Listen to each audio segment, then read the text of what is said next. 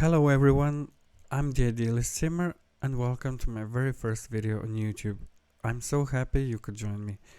First of all, I would very briefly like to thank two people, my brother for helping me with some technical issues and Simsphony for giving me the encouragement to finally start this channel. In case you didn't know and you stumbled upon my video before discovering her channel, she is a very talented builder in The Sims 4 here on YouTube. Go check out her channel, you definitely won't regret it. Monica, if you're watching, thank you very much for your kind words of encouragement, they meant so much to me. Okay, so this is the world of Oasis Springs, and in my opinion this world is very underrated. It has great lighting and nice weather, but because it's one of the base game worlds and it's been in the game since 2014 when the game was launched, we don't really appreciate it enough. We're bored of it and we want new stuff and new worlds, and I get it, I'm like that as well. But I wanted to give some love to this base game world and bring it back to life again. My idea was to rebuild the entire world, but this time in Latin American style. Right now, this world looks like it's somewhere in the southwest United States, maybe Nevada, Arizona, New Mexico, something like that. Yeah, the architecture is mostly mid-century modern and Mediterranean, and I wanted to change that and make it more colorful and old-looking because I really like older architectural styles. I'm not that interested in modern architecture. So the first lot I've tackled is this museum, The Future's Past, and I changed it from this to this. Now it looks like a church and it's a wedding venue. I will showcase here and also upload to the gallery two different versions of this build. One for players who own the My Wedding Stories game pack, and the other version for players who don't. Okay. When I started working on it, it was still a museum because we didn't have wedding venues yet. I had made it into a museum of Latin American history, and this video was supposed to be a speed build video. But I've struggled with it and I tried recording it for 4 or 5 times and I almost got to the end of it when the Sims team announced the My Wedding Stories game pack and patched wedding venues into base game. On the one hand, I was happy because I could make this into a wedding venue and it's more fitting for this shape of a building than a museum. But on the other hand, that meant that I had to redo the entire interior and record everything all over again, and I was having none of it. Yeah, I was like, nope, I'm not doing all that again, so I made this into a walk around or walkthrough video instead of a speed build video. Let's start this walkthrough from the top view. So the basic structure is in the form of a Latin cross. A Latin cross meaning that the descending arm is longer than the other three. Latin cross is opposed to a Greek cross that has all 4 arms of the same length. So at the base of this cross we have 2 towers. In the middle where the nave and the transept meet we have a dome. And on top we have 2 additional structures. The one on the left is the main area where your Sims will drink and dance and party and all that. We'll see everything when we explore the interior. And the one on the right is a kind of cloister, let's call it. I try to imitate a cloister. So usually a cloister is rectangular. I didn't have room to make a rectangle along a southern wall of the structure.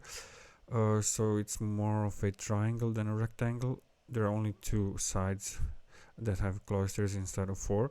So cloisters are these covered walkways, but that's also the name of this like field or garden in the middle. So it's usually 4 sides, and on one side these walkways have walls, and on the other they open up through arches to this internal like courtyard. Now let's explore the inside. So traditionally at weddings, the bride is on the left and the groom is on the right. So I made these 2 changing rooms, one pink with more feminine furniture and the other blue with more masculine furniture. Of course, you can use these 2 rooms for 2 brides or 2 grooms, whatever floats your boat. I just used this excuse to use more color than just white and yellow that I used all over the place. So here on the left you have a sign that says this is a wedding of such and such.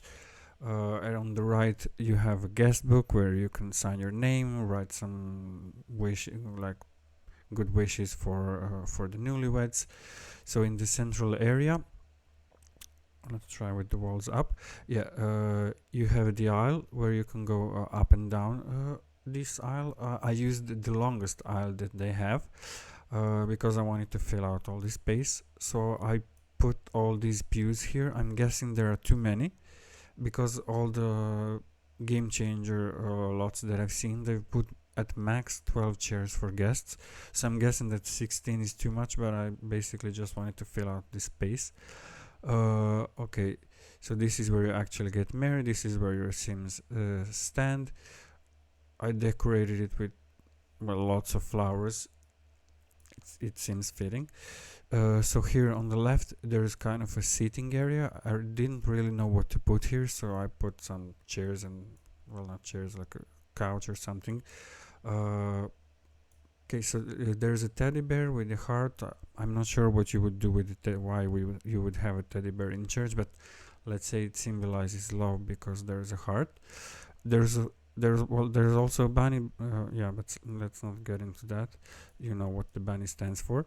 So here is like the main party room. After your Sims get married, this is where all the guests should come. So this is where your newlyweds sit. There's like this champagne so they can make a toast. When you organize a wedding, you have to hire a mixologist. So here's a bar. You also have to hire a pianist. So there's a piano over here. This is the buffet table. Where you can put food. Punch doesn't actually transfer through for the gallery because besides food I also put some punch here, but it's not here anymore.